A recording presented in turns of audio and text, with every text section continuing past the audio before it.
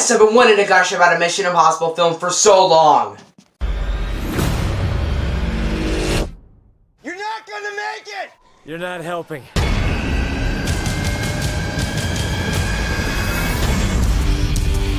Mission Impossible Ghost Protocol.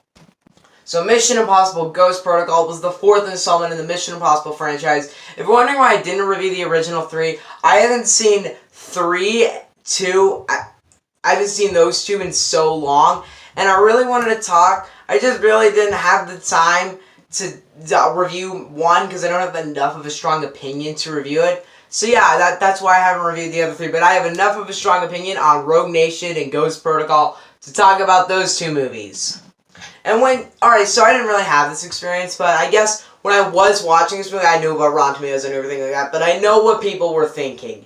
6 years since a Mission Impossible film, this didn't look, or 5 years I guess, this didn't look that, like, impressive. Like, it just looked like another Mission Impossible film. This isn't gonna work, it's gonna fail. And this movie just, it blew everyone's mind. It almost made $700 million at the box office, and it just blew everyone away. And me, as a moviegoer, 93%, that is an understatement. Ghost Protocol is just, it's just such a well thought out and calculated action movie that I just am invested in every second of it. I'm just going to talk about what I didn't like about this movie, because then I'm just going to go on about how much I like it, and I'm never going to get to talk about the bad sides. I just need to contain myself. So I'm going to talk about what I did not like about Ghost Protocol. One thing that does bother me in this movie is that a lot of people really like this. I like this sometimes I don't. The problem, one thing I didn't like about this movie is that you really have to focus. There are a lot of moments where you're like, wait, how did that happen? That happens a lot in this movie. So I guess that's not a problem, but it does bother me because I'm like, I want to be able to focus. So yeah, that's like a minor gripe. Also, towards the end of the second act, it does slow down a bit too much for me. I mean, I know that you have your first act, which is really, really well done. Your second act, which is the best part, which is epic and has one of the best action scenes in history. Third act is one of the most interesting and most climactic action endings of all time. And then towards the end of the second act, it slows down a bit too much for me. But I still found the end of the second act good, not great, but good. And I need to talk about the beginning, the whole, other than the ending, the entire second act. The climbing of the Burj Khalifa is one of the best action sequences in a movie. The way it's shot, the way it's made is flawless. I mean, you would almost think that he actually climbed it, right? It's not like he actually climbed it. Nope, he did. Tom Cruise actually climbed the Burj Khalifa for this time. That makes it, when I actually heard that, that made the scene all the more intense. The scene is so well done, the way it shows, that is like 2,000 feet down. You don't want to fall. Now, Skyscraper, a movie a couple of days ago that I saw it a couple of days ago. I have a review on that one if you do want to check that out, but in that movie, he does climb the side of a building, but I just recently watched Ghost Protocol again because I wanted to, like, refresh my memory of it. But the scene of Skyscraper, where he climbs the building, is nothing compared to this scene. Because the thing about Skyscraper is the building's complete CGI, and it's obvious what's happening, and it's Dwayne Johnson, and he's using duct tape, which would not work. Most of that scene just is stupid. It wouldn't work, but it's fun. Skyscraper is a stupid movie, but it's somewhat fun. That's why I kind of liked Skyscraper. I understand all the criticism toward that movie, but I kind of enjoyed it. And Ghost Protocol, it's not only a fun action movie, it's such a well-calculated out action movie.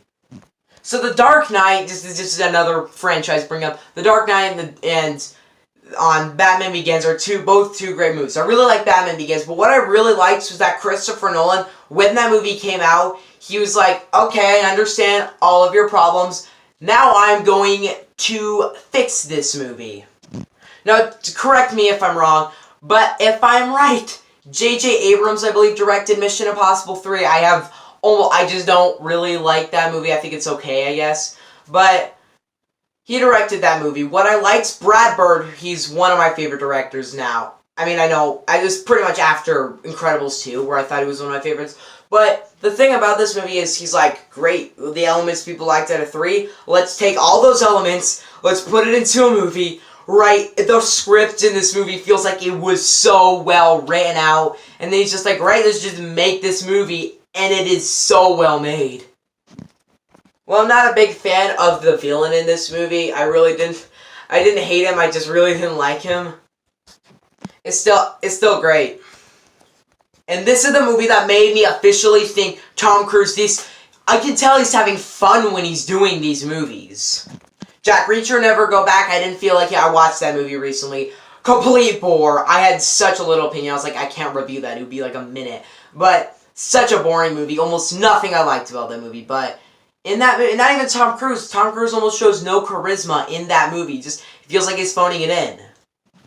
Same with The Mummy. He also feels like he's really phoning it into The Mummy. Here, he actually feels like he cares and he's passionate about the Mission Impossible franchise. If you love Tom Cruise, you'll just love these movies. I know this is a really weird gripe, but I don't like his haircut in this movie. I'm just saying. Just cut your hair. Now, when I first heard the name Mission Impossible Ghost Protocol, do you know what I thought? We're putting ghosts into this franchise. Great, in the 5th one, we can have the Ghostbusters crossover with them. No, I mean the 2016 Ghostbusters. If they had did that, I would literally destroy every single copy I have of a Mission Impossible movie. I only have 2 of them, actually, so I don't know why this one's here. And then I have Ghost Protocol on Blu-ray. But I would hate that. Thankfully, then I watched the trailer and I was like, oh, that's what Ghost Protocol means. Nice. I saw Ghost Protocol at least 3 years ago. I mean, I watched it. Rogue Nation was about to come out, and I was like, I want to watch all the Mission Impossible movies before that one comes out. So I did, and I saw Rogue Nation. Review coming tomorrow, but when it's on the same shelf as Inception, Spider-Man Homecoming, and Mad Max Fury Road, you know that review is going to be positive. Guys, in the end, Mission Impossible Ghost Protocol is one of the best action movies ever made. It is so... It felt like there was so much effort put in this movie. So much like, we want to fix this franchise that kind of fell apart with 3 and 2. Those 2 just kind of lost me. So let's just repair this movie. And it fixes the franchise, and it is one of the best movies I've ever seen. It's well shot. It's well made. I think the movie does have those little minor gripes here and there. It's like, yeah, give it that 10 out of 10 rating. But I will say this. Mission Impossible Ghost Protocol is one of the best action movies of all time. Because I will give Mission Impossible Ghost Protocol a 9. I get to gush about 2 Mission Impossible movies in the matter of days. That's awesome. Alright, so I believe I will review Rogue Nation tomorrow. I mean, I do have a lot of things tomorrow. I'm sorry that I have been doing a lot of those on, okay, let me think.